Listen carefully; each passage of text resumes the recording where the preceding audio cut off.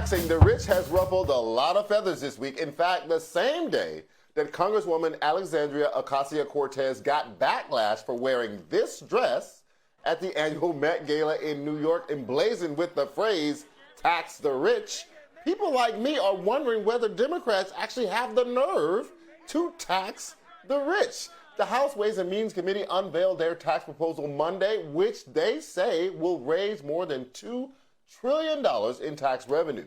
Democrats argue that the revenue will offset some of the $3.5 trillion in spending to cover Biden's plans to expand public education, health insurance, climate change provisions, paid family leave, and more.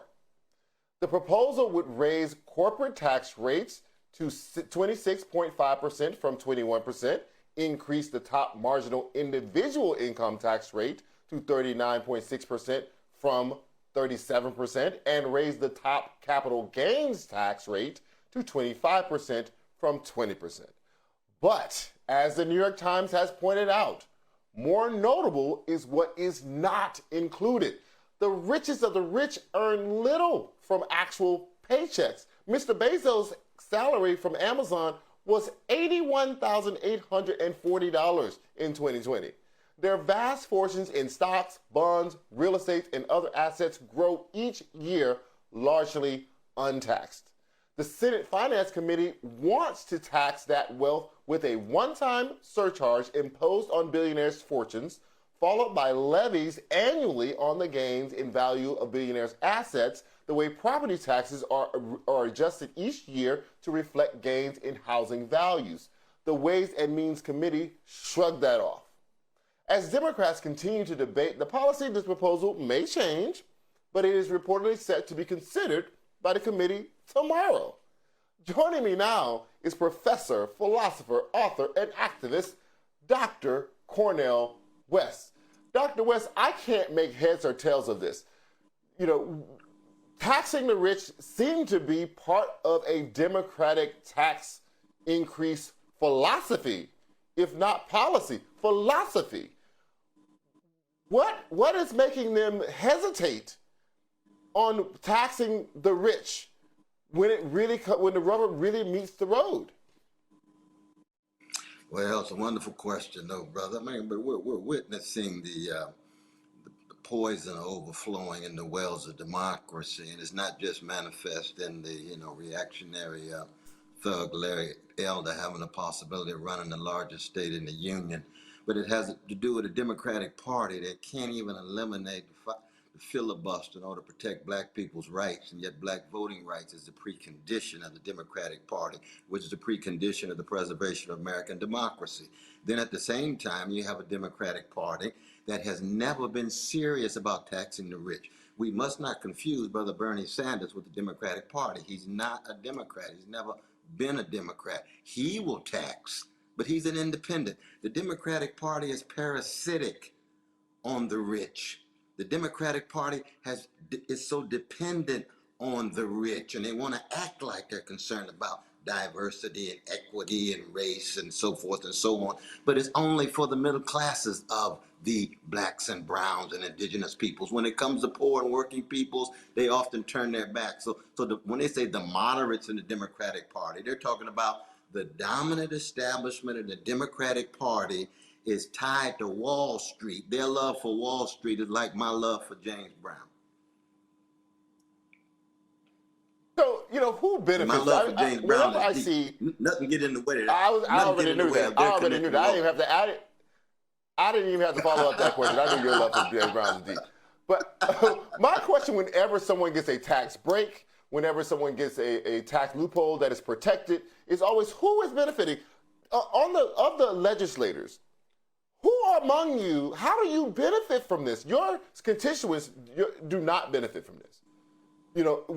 That sliver of people who make that kind of money, the Bezos kind of money, is razor thin.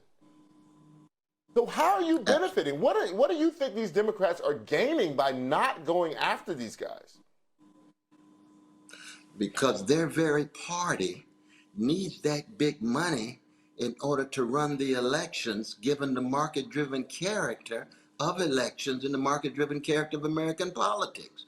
So when they go out fundraising, They go out to the very rich, the multimillionaires who can write a check that is 5 times as much as you and I would ever make just on the side as a joke. That's the kind of money at the top that people really don't want to come to terms with, you see. But also keep in But see, mind, my brother, that even when you yes. have laws, you can't enforce them because the rich are so clever. They've got their money in Cayman Islands. They got their money in places where the government can't even get to them. They've got tax lawyers who provide various kinds of havens. So even when you have an increase in percentage, they still end up paying very little. That's what I mean by the poison Yes, in the wells of a yeah, I democracy get that. where the I wealthy get away with it. I get that, Dr. West. But your real estate is wherever your real Mm-hmm. estate is. You can't ship that to the Cayman. So if your house is Right, that's whatever true. it is, That's it's true. wherever it is. Your art is wherever your art That's true. is. And if you own a $100 million painting, it's wherever it is, right? So there, but I That's think true. you said something fascinating in your answer though, which was, that the Democrats go out to campaign and they need that money from the very rich. But it is these same Democrats that have just rewritten the voting rights bill to take out campaign finance reform language. So when you look at these two pieces of legislation in tandem, you're not going to regulate what rich people could do with their money in elections, and you're going to leave them with that money on the tax side, so you are making yourself even more dependent on their largesse. You're absolutely right. And the result is what? Precious, ordinary people, priceless, everyday people get pushed out. They are working people, poor people, an afterthought. Not even a secondary thought, a tertiary thought. But then you get a Democratic Party that acts as if they build it on the legacy of Martin King and Fannie Lou Hamer during election time. And as soon as election time is over, they can't even eliminate the filibuster to ensure black people voting with equality and equal access. So you say to yourself, we between a rock and a hard place, brother. We got a Republican Party that's run by these gangsters and thugs, and we got a Democratic Party that's run by milquetoast cowards when it comes to dealing with a serious confrontation with the very, very wealthy. By confrontation, I mean a fair accountability tied to a tax system. So what do? Well, all we can do is one, tell the truth. Two, let poor and working people know we are in solidarity with you. We are fighting for you. That's why we're calling for the elimination of the filibuster. That's why we're calling for the empowerment of of poor and working people, and especially black folk. And look at the poverty rate that decreased, as you saw. Why? Because people gain access to money. That was pushed through by Brother Bernie and the others, by AOC, by Ayanna, by Rashada. That's very important. But will that be permanent? No. Once they lift that, poverty increases again. Right, exactly. It's really fascinating. But I want to know, do you believe that the Progressive Caucus will go along with this proposal, which is to not tax the ultra rich? It's a good question, though, man. It's hard to say. It really is hard to say. I mean, you were talking to Sister Barbara Lee. You know how much love we have for her and her courage 20 years ago. But it's a lot of pressure on her, too. Because when you're in a party that is so conformist and is so well adjusted to injustice in terms of their subordination to the rich, it's hard to say even for the progressives in regard to what they'll do.